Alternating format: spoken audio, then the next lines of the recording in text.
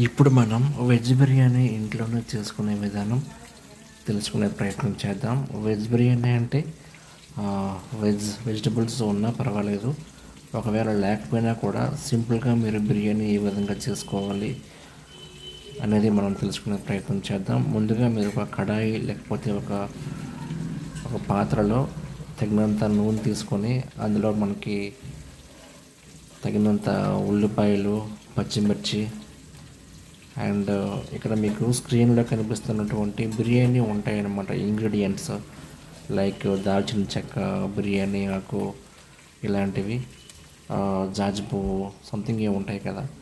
దాంతోపాటు కరివేపాకు కూడా మనం ఒక 4-5 రెబ్బలు వేసుకుంటాం. మెయిన్గా ఏంటంటే కొంచెం జీలకర్ర, ఆవాలు, దినుసులు ఉంటాయి కదా, ఇక్కడ మీకు కనిపిస్తున్నట్టు ఇవి వేసుకోవాలి.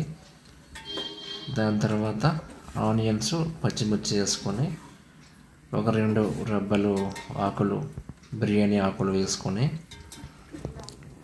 మెయిన్ ఇంగ్రీడియంట్స్ మీకు కనిపించాయి కదా మీద, ఈ బిర్యానీ ఆకు, బిర్యానీ పువ్వు ఇలాంటివన్నీ. ఆ తర్వాత అదే ఆయిల్లో మనము కొంచెం మరిగిన తర్వాత మీకు కనిపించే విధంగా బ్రౌన్ కలర్లో కనిపించాయి కదా ఆనియన్స్, ఆ విధంగా మరిగిన తర్వాత తగినంత అల్లం ఏంటంటే మీరు ఎన్ని గ్లాసుల బిర్యానీ పెడితే అన్ని స్పూన్ల అల్లం అనేది వేసుకుంటారు.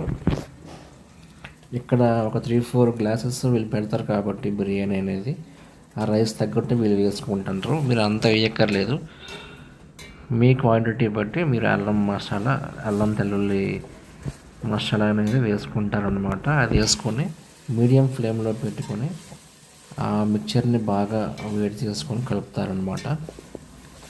అల్లం తెల్లుల్లి మిశ్రమం బాగా మనం కలిపిన తర్వాత అది ఈవెన్గా అంతా వేగింది అనుకున్నప్పుడు మనం సైడ్ని కట్ చేసి పెట్టుకున్నటువంటి ఉంటాయి కదా వెజిటబుల్స్, ఈ క్యారెట్ కానీ, బీన్స్ కానీ, అండ్ టమాటో కానీ, అండ్ ఆలు, పొటాటో మనం కట్ చేసుకుంటే అవి కానీ, ఇలాంటి వెజిటబుల్స్ మనకు బిర్యానీలో ఏ వెజిటబుల్స్ కావాలనుకుంటామో అవి ముందు కట్ చేసుకోవాలి. ఇక్కడ వీళ్ళు టమాటో ఓన్లీ వేస్తున్నారు, మీరు ఇంకా ఏవైనా యాడ్ చేసుకోవాలి, బఠానీ కానీ మీ ఇష్టం. సో వెజిటబుల్ బిర్యానీకి మీకు ఏవే కావాలో అవన్నీ మీరు ముందు కడుక్కొని శుభ్రంగా కడిగి కట్ చేసుకుని సైడ్ని పెట్టుకుంటారు కదా, వాటిని తీసుకొచ్చి ఈ మిశ్రమంలో మీరు వేయాల్సి ఉంటుంది. వేసిన తర్వాత దాన్ని మూత పెట్టేసి మీడియం ఫ్లేమ్లో పెట్టిన తర్వాత, ఇది ఇక్కడ హై ఫ్లేమ్ ఉంటే మాడిపోతాయి అన్నమాట. అవి మీడియం ఫ్లేమ్ పెట్టి కాసేపు మరిగించుకోవాలి. ఆ తర్వాత మీరు మూత తీస్తే ఈ విధంగా ఉంటుందన్నమాట. అవి బాగా మగ్గుంటాయి వెజిటబుల్స్. ఎక్కువ టైం కాదు, ఒక 3 minutes 4 minutes ఇంకా ఇలాగా అవి బాగా మగ్గిన తర్వాత వాటిని శుభ్రంగా మనం కలుపుకోవాలన్నమాట. ఆ టమాటా బాగా మగ్గుంటుంది అండ్ వెజిటబుల్స్ కూడా వాటికి మసాలా బాగా పట్టుంటుంది. ఆ విధంగా అయిన తర్వాత వాటిని మొత్తం కలుపుకొని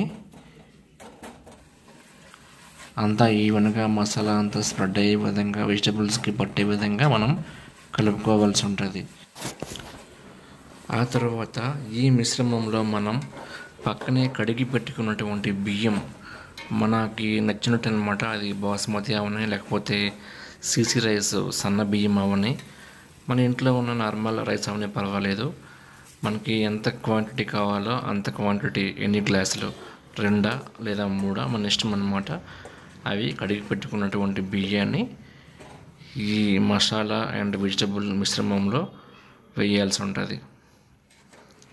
వేసిన తర్వాత ఈవెన్గా ఆ మసాలా అంతటికి మనం పట్టినట్టు ఆ వెజిటబుల్స్, ఆ రైసు మొత్తం మనం కలుపుకోవాలి.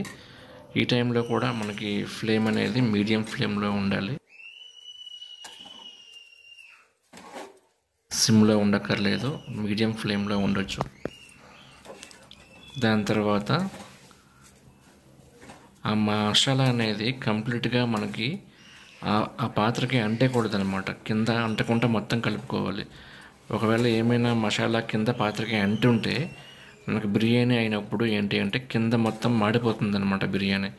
కాబట్టి మీడియం ఫ్లేమ్లో పెట్టుకొని ఆ మసాలా మొత్తం బియ్యానికి అంటే విధంగా మనం కలుపుకుంటే మనకి బిర్యానీ అయిన తర్వాత మసాలా మాడిపోకుండా ఉంటుంది బిర్యానీ.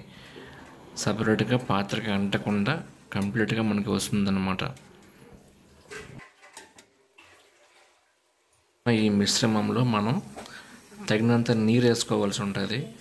ఇప్పుడు 2 గ్లాసుల బియ్యం అనుకోండి, రైస్ అనుకోండి, దానికి 4 గ్లాస్ ఆఫ్ వాటర్ వేసుకొని ఒక హాఫ్ గ్లాస్ ఎక్స్ట్రా వేసుకుంటారనమాట.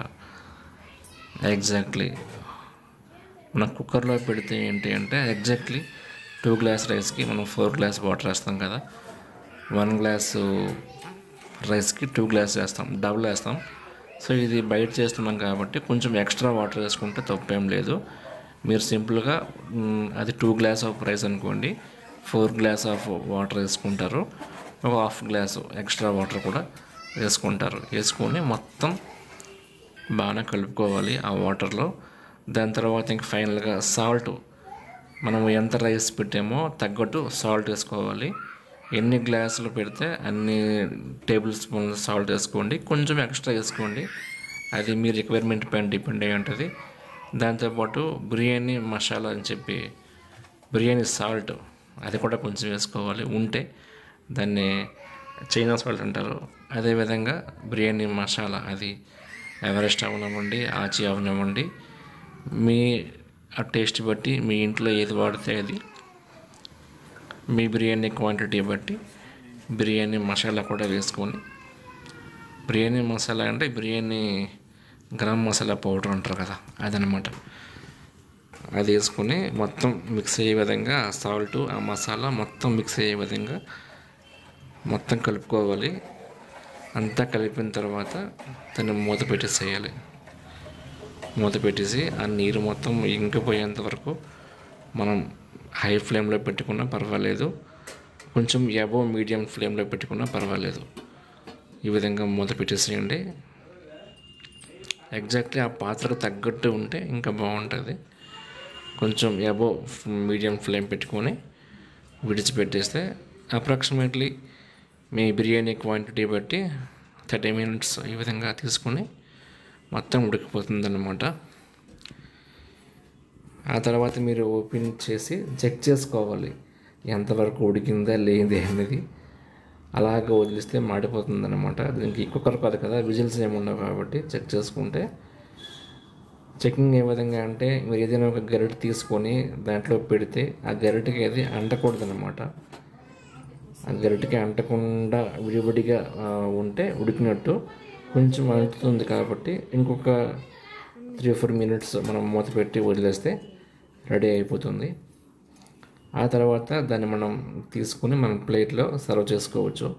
ఇది వెజిటబుల్ బిర్యానీ కాబట్టి మీరు మంచిగా చేసుకుంటే ఎటువంటి కర్రీ ఏం లేకుండా తినేయచ్చు. కాకపోతే ఒట్టిది బాగానే ఉండదు. ఏదైనా నాన్ వెజ్ కర్రీ ఉంటే బాగుంటుంది, ఐదర్ చికెన్ ఆర్ మటన్ ఇలాంటివి ఉన్నప్పుడు ఈ బిర్యానీ బాగుంటుంది. వెజిటబుల్స్ ఏం లేవు కాబట్టి, వెజిటబుల్స్ ఉంటే మీరు ఈ పెరుగు చట్నీ ఇలాంటివి ఏమైనా చేసుకొని కూడా మీరు సర్వ్ చేసుకొని తినచ్చు. ఇది మాకైతే చాలా బాగా వచ్చింది. ఇంకా ఏమైనా డౌట్స్ ఉంటే కింద కామెంట్ చేయండి. అండ్ ఎంతకంటే బెటర్గా మీరు చేసుకుంటే కింద కామెంట్ చేయండి. అంటే బయట హోటల్లో కొనడం కంటే ఇంట్లో ఈ విధంగా చేసుకుని తినడం చాలా బెటర్. ఇంకా దీంట్లో ఇంకేమైనా యాడ్ చేయాల్సిన ఉన్నా కింద కామెంట్ చేయండి. Finally thank you very much. Thank you.